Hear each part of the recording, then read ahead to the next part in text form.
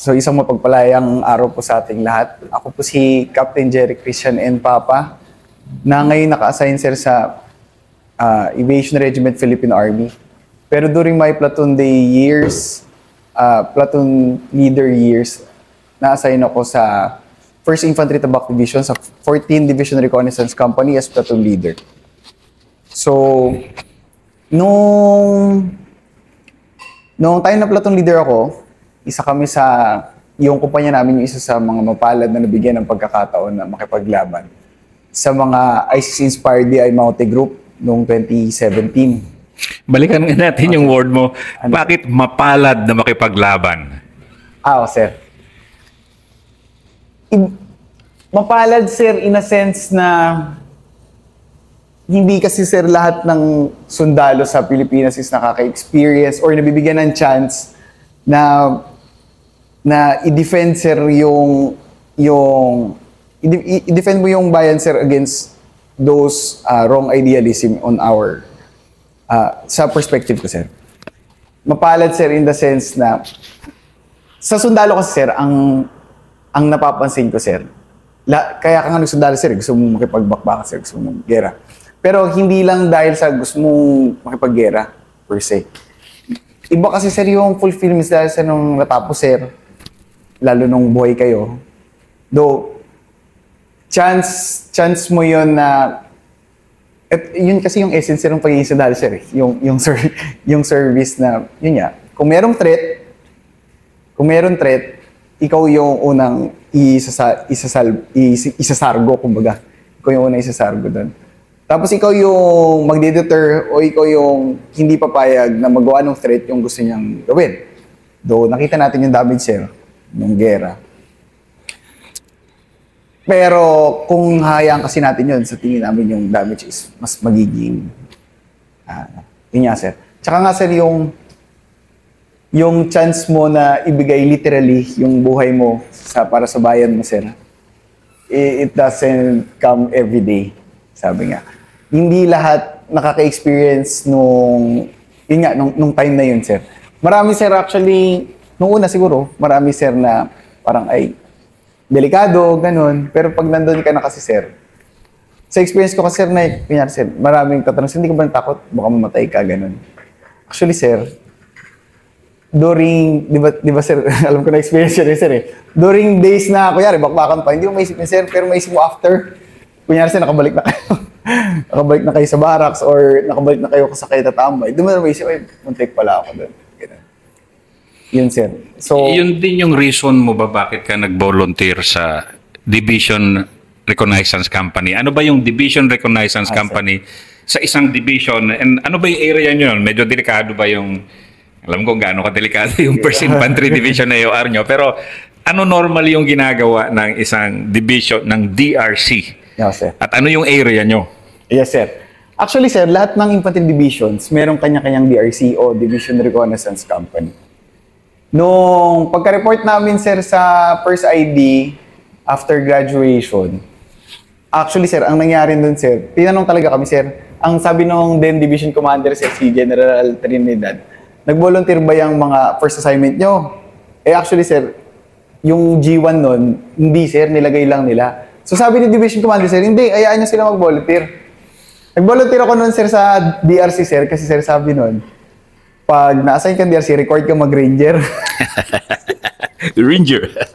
Yun, sir. So, yun, sir, yung mga mista ako nun, sir, nag-uunahan talaga kami sa DRC, sir. So, anyway, sir, so yun nga, sir. Nag-volunteer ako sa DRC nun, sir, kasi nga, sir, yun nga, record daw mag-ranger, sir. So, parang ticket na namin yun na makapunta ng SRS, sir. Tapos, sir, another, sir, yung DRC kasi, sir, Division Reconnaissance Company ang tawag sa kanya, sir. Kung paano siya gumalaw, sir, is basically parang yung sa Scout Ranger Company sa rin, sir. Mismong task organization namin, sir. Scout platoons yung tawag sa amin, sir. Tapos, ang ginagawa namin, sir, is, ang laman talaga ng task org namin, sir, kung ano yung itsura nung SR team, sir, Scout Ranger team, sir, composition. Yung may lead scout, may guide, tapos team leader, yun, sir, and so on and so forth. Yung DRC, sir, by manual, sir, by doctrine. Actually, sir, dapat makakapasok siya sa enemy territory o enemy infiltrated na lugar na dapat hindi ka madidetect.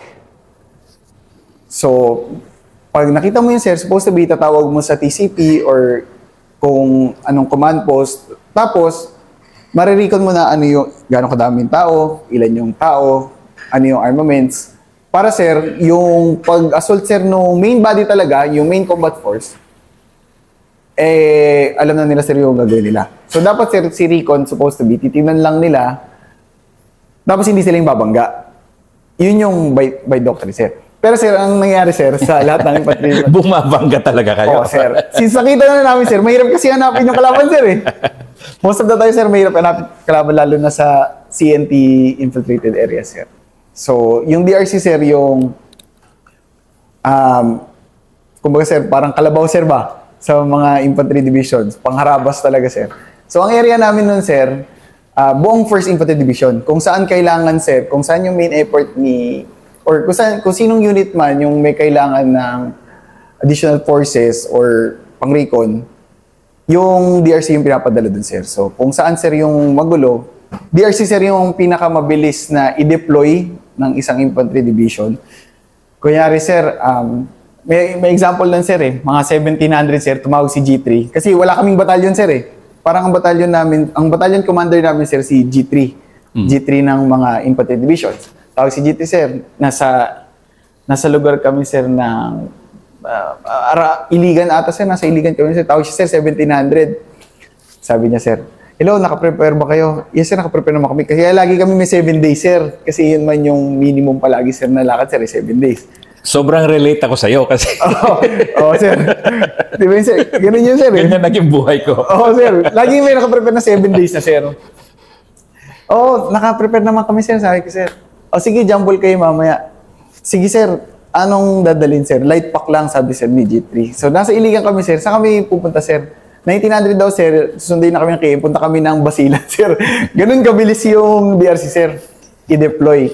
Kaya, sir, sa 1st Infantry Division, wala kami talagang maayos na command post. Ano lang kami lagi, sir? Duyan. Yun lang palagi, sir, eh. Kasi nga, sir, highly deployable force, sir, yung small unit siya, sir. Tapos, naglalakad din siya ginagamit niya yung small unit tactics. Tapos, sir, yun nga, highly deployable. Tapos, sir, mostly ang mga tropa, sir, sa DRC is merong specialization, whether SF qualified or Ranger qualified. Kasi nga, sir, parang yun na yung ginagawang... Minsan, sir, ang tawag na sa DRC, Division Ranger Company na yung tawag na sa DRC, sir, eh. So, marami talaga doon, sir. Tapos, karamihan ng tropa doon, sir, is mga bata-bata pa, sir. Kung ikumpara natin sa mga infantry battalions na may mga areas talaga, sir. Kasi, sir, ang in-ensure namin doon, sir, is lahat sa DRC pwedeng maglakad. Wala kami, sir, nung time na yun, sir, wala kami parang retirable na, sir, na gano'n. Merong retirable na, sir, pero kaya niya pa rin maglakad, sir.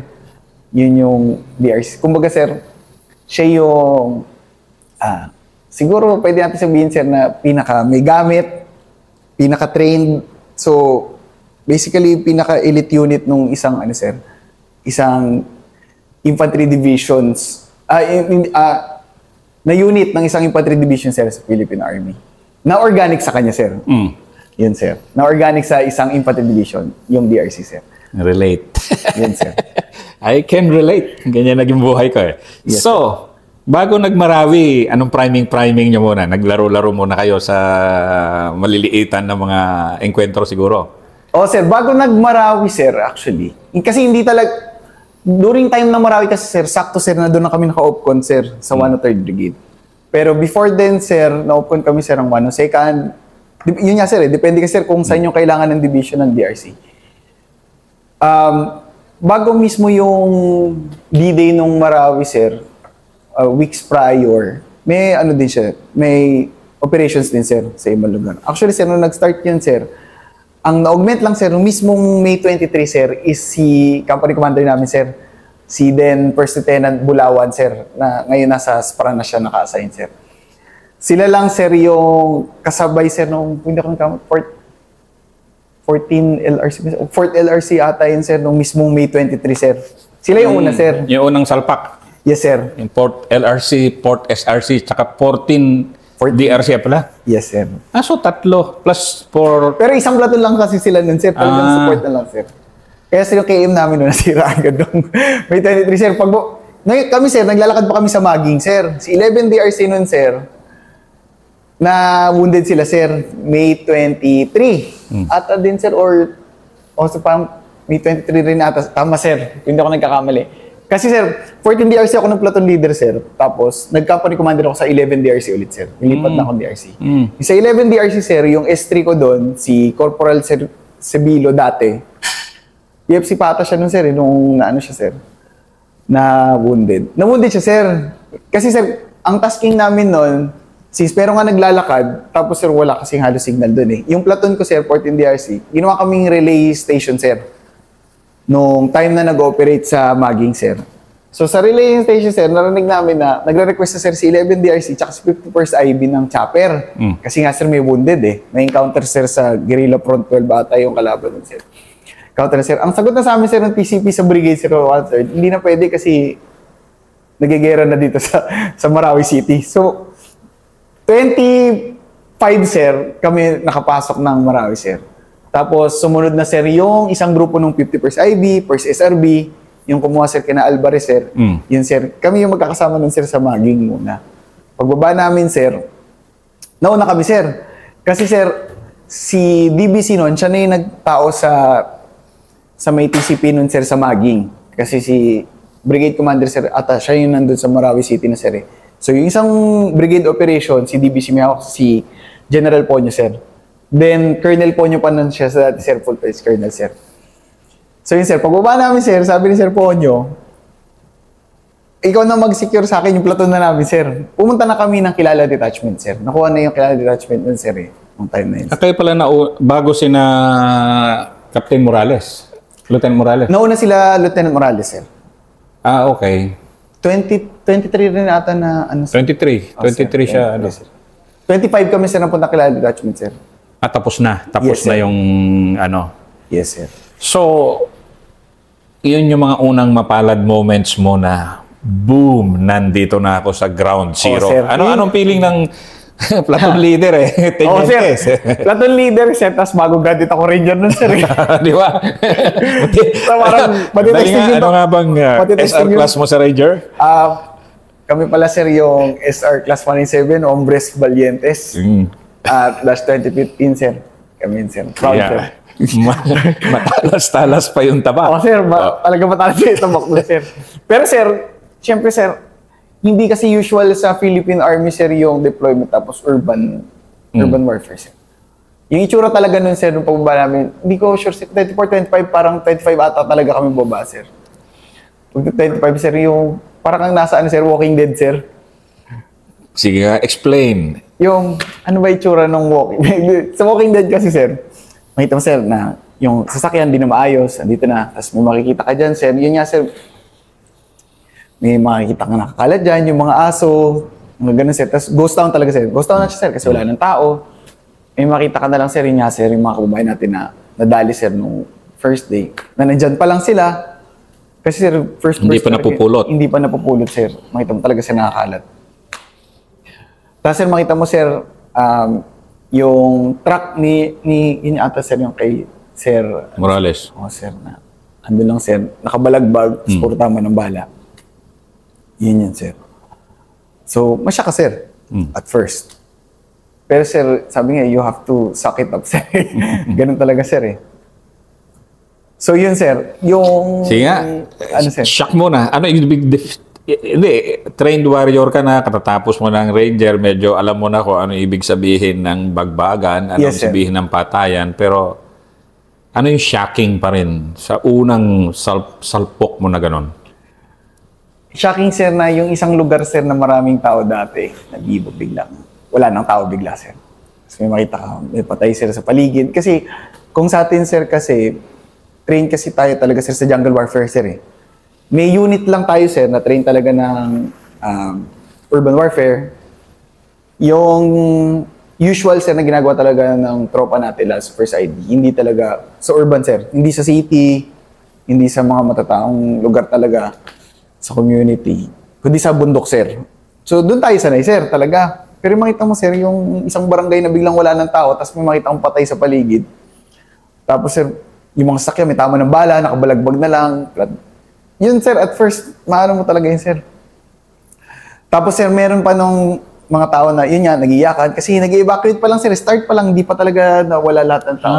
Ongoing. Actually, ongoing pa noon kina sir. Major Alvarez. Yes, sir. Tapos, ongoing pa na naglalabasan yung tao. Yes, sir. Anong feeling mo sa nature ng war?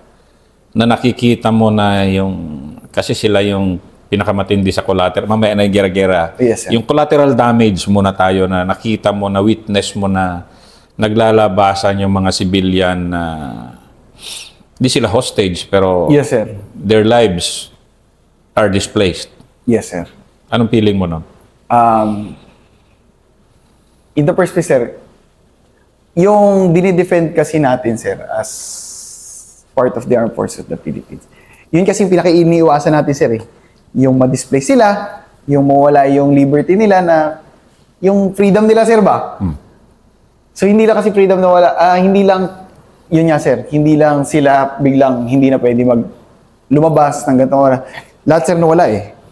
Wala silang kabuhayan, wala silang bahay. Tapos, sir, hindi lahat ng tao doon na nag-evacuate is kasama nila yung buong pamilya nila. Merong naiwan sa loob, sir. Ganun. Oo, sir. Kasi, sir, kaya sis, ano yun, sir, eh? Normal, di ba, sir, normal day yun, sir, eh? Normal day sa Marawi City. Tapos biglang may nangyaring ganun. So, nung time na yun, sir, may mga nagtatrabaho pa doon. Kasi, sir, nung pagdating namin doon, meron kami pang inabutan na nakatakas na trabahante lang kami doon, sir. Hindi kami makalabas agad. Hindi namin alam kung saan dadaan. Yun yung mga namin, sir. Meron, tapos yun nga, sir, hindi mo kasi malaman din yung, anyway, hindi mo malaman, sir, yung yung kung sino yung kalaban tsaka hindi. Pero, yun nga, sir, yung pinaka damage na ginagawa nung isang gulo sa isang lugar, sir, is lahat kasi, sir, babagsak eh. Wala na lahat. Kahit pagkain, sir, wala. Kasi noong 25, sir, dami namin ng, wala na silang pagkain daw. Doon kami din, wala na kami pagkain, sir. Kasi galing lakad. Hindi pa kami ma-resupply yan, sir, kasi hindi pa nakukuha yung Lasoreco nung time na yon, hindi makalad yung chopper. Wala kami resupply. So, yun, sir. Pati yung mga tao, sir, siyempre, ongoing ng gera, sir. 2 days na yon. Kung 25 man kami talaga nakababa. 2 days pa lang out of 5 months. Out of 5 months. Pero yun, sir, yung 2 days pa lang na yun, sir, gutom na sila. How much more, sir, yung mga hindi agad na rescue on the first day. Yung naipit talaga dun sa loob, sir, kasi hindi na makapasok yung tropa. Paano pa yun, sir, yung gutom nun? Yun, sir, eh. Lalo ng, sir, nung tumatagal pa, sir, tapos nakita namin, may civilian pa pala dun, sa ganun lugar, hindi pa pala makalabas. Parang meron naman ata mga documentaries or videos na pinakita dun, sir, yung naipit sila for ganito katagal, ganyan. So yun, sir, yung pinaka-damage, sir, nung war na nakita ko dun, sir, is yun yan. Nawala lahat, sir. Na isang ganun lang, sir. Kasi may nangyaring masamang ganun, sir. Yet, ikaw bilang isang officer, trained officer, professional soldier, you had to respond. Yes, diba? sir. Pero of course, sa atin kasi respond, pero masaya kami, volunteer nga kami sa ganitong trabaho, di ba? So ano yung una mong unforgettable moment doon after ng initial shock mo na antindi nito Kung baga, battle of the ages ito that will define my military experience. Di ba? Opo, sir. First, actually, yung buong unforgettable eh. Siguro doon lang sa masaya mo, sir. First time ko, sir. First time ko, sir, na experience na meron kami na rescue. Sige nga. Yes, Rescue sir. Na isang pamilya sila, sir. Nabuhay sila, sir. Nakuha namin, sir. Paano? Example? Kasi medyo kung minsan, simpleng act of kindness, hindi nga It's our duty Yes, sir. Di ba? To protect the citizens. Yes, sir. Sige nga. Actually, sir, nakita na lang siya, sir, Tapos nakuha namin sila. Tapos, yun nga, sir, gutom na sila. Saan kayo galing? So, syempre, sir, actually, sir, nung time na yon, nakadikit kami, sir, sa second SRB pa. Kasi nga, sir, from Kilala Detachment, sinabi na ni DBC noon, parang siya na acting brigade commander. Sabi nila sa Ponyo, mag-opcon ka na ng yung platoon mo, i-opcon na kita sa 2nd SRB. Yung 2nd SRB, sir, yung nandun sa may isang hill doon, sir. Andun yung mga scout sniper din, sir. Yun, sir. Doon na kami dumikit, sir. Nung time, sir, na doon na kami dumikit, sir, nakita nung tropa ko, sir, na, sir, yung isang bahay dito may mga tao. Pang ilang araw na yon? 1 week, 2 weeks na ata yun, sir. So may tao pa rin sa loob, Oo, sir, may tao pa rin, sir. Tapos makita mo, sir, fight na sila. May bata pa, sir. Yun yung first time. So pagdating namin doon, sir, may mga MR, kasi kami nakuha sa 2nd SRB, sir. Yung protein crackers ba yun, sir? Yun yung binigay namin, sir, sa mga bata, sir. First time, sir, ganda pala yung, maganda pala nakaka-rescue din, hindi lang basta magbagas. Yun, sir, yun yung isang masaya nun, sir, na na-experience ko, sir. Yung nakakuha kami ng isang pamilya, tapos tinurnover namin sa 2nd SRB, sir. Kasi, sir, sa kanila man kami naka-opcon, sir, eh. Tapos sila na ata nag-turnover sa brigade, sir. Ganun yun nangyari, sir. So yun, sir, na meron kami, kasi natatakot sila, sir, lumabas. Hindi na sila makalabas, sir, eh. Kasi nga, hindi man nila alam kung sino yung papatay sa kanila. Basta alam lang nila, sir, nang puputukan na sa labas. Everyday, sir, eh. Parang pang good morning mo, sir, marinig mo putok. Pang good night mo, marinig mo putok. In between ng madaling araw, may putok pa din, may papitik-pitik pa din. Non-stop for 5 months pala yun. Sir, 5 months pala yun, sir. Non-stop pala, sir, for 5 months. So yun, sir. Tapos, sir, may makita kang ganun na umiyak talaga sila, sir, yung matanda. Tapos yung lalaki. Yung lalaki, sir, medyo kami. Kasi nga, sir, parang, lahat ng tropa na, sir, basta may makitang lalaki, parang, sir, aloof konti. Medyo ganun kaagad. Oo, sir. Pero wala mong baril, sir. Walang baril. Tapos, siyempre, sir, merong tatanungin mo, yung mga TTP, sir, ba tatanungin mo? So, sir, na magkamag-anak talaga sila. Pamilya talaga sila. So, okay na, sir, pamilya na sila. So, yun, sir, tapos pinakain namin. Humingi din kami ng pagkain sa mga mista ko, sir, 2nd SRB. Kasi, may resupply na ba kami? Hindi ko mahal, sir, may resupply na kami na, sir, eh. So, yun, sir, masarap na, kahit pa paano, meron tayong, sir, nung early weeks pa. Pero ang alam ko, sir, kahit nung after that, meron pa rin nare-recover yung ibang tropa, sir, ng mga civilian pa. Anong kasi parang tinatanong kita dito kasi, you're a trained warrior and then it seems to me na you're very happy na you did something good for one family that you do not know. Yes, sir. Di ba? Na they are the real victims, di ba? Yes, sir. And then I think, sana panood to ng mga kadete in their professional military training kasi ito yung professionalization na sinasabi natin ngayon, di ba? Na yes, sir. There's a sense of deep, di ba, na parang happiness na yes, ito, mamamatay tao ako pero nagsisave ako ng civilian, di ba? Yes, sir. Pumapatay ka naman, sir, to save, eh. In the first place. Medyo ironic siya pakinggan, sir, pero sir, eh. Yun nga, sir. Fulfilling siya, sir. After. Though, mahirap, sir. Nakakalungkot, sir. Kasi, syempre, mga kaibigan mo talaga, sir, eh. Di ba, sir? Isa kami sa, sir, eh, sad to say na nabuwasan, sir, ng tropa. Dalawa yung nawala sa kumpanya namin, sir. Si late Cariaga, sir, tsaka si late Ponggan, sir. Gera na to. Diretso naman natin. Sige muna. Yung pain muna. Mamaya yung gera. Sige, itong unang episode mo, the joy of saving civilians. Ito, the pain of losing comrades, sir. Comrades. In brothers. Wala, saka na yung gera muna. Sige, ito muna. Anong feeling ng isang officer na ganon yung nangyari sa tao mo? Sir. Sa akin, sir, sir, eh. Kasi siyempre, sir, sa isang kumpanya, nung time na yun, sir, is 3 kaming officer, sir. Si Lieutenant Bulawan, si Lieutenant Gapia, tsaka ako, sir. Then Lieutenant Papa. So, hiwa-hiwalay kami, sir. Hiwa-hiwalay kami nila CO, CXO, tapos ako, sir, as PN. Yung ako, sir, on my career, sir, hindi pa ako nabawasan ng tropa, sir. Thankfully, sir. Thank you, Lord. kasi yun din yung dasal ko, sir, eh, na pag ako yung nagdala sana, sir, wala sana kahit magaskasan man lang, sir. Wala, sir. So, yun, sir. Pero, sir, syempre, meron pa rin tayong isang unit lang kami, sir, eh. Sad to say, sir, na yun nga, yung, hindi naman ako yung may dala, sir, kay Captain, kay late Cariaga. Pero yun, sir, pagka sir, nasa kumpanya ka, sabay-sabay na kayo, kaya lalo na sa bundok, sir. Or, wala nga kasi kaming kwarto, sir, eh. So, isang barracks lang kami. Usually, sir, kung swerte kami, may barracks, tabi-tabi lang kami ng tropa doon, sir. Sabay-sabay kami kumain. Sabay-sabay kami maligo. Sabay-sabay kami, kahit mag-toothbrush, sir, kahit sa kapatid mo, sir, hindi mo nga gagawin sabay kami toothbrush sa kapatid mo, eh. Iba yung banding yung kumpanya, sir, ng tropa, sir, eh. Lalo na pag sa platon mo talaga, sir.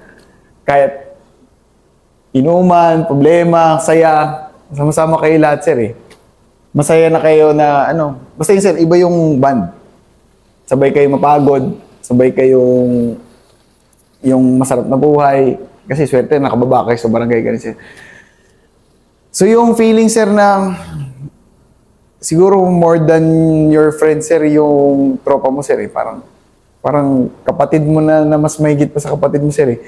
Kasi, sir, out of 365 days as platoon leader, ilang beses ka lang makakauwi.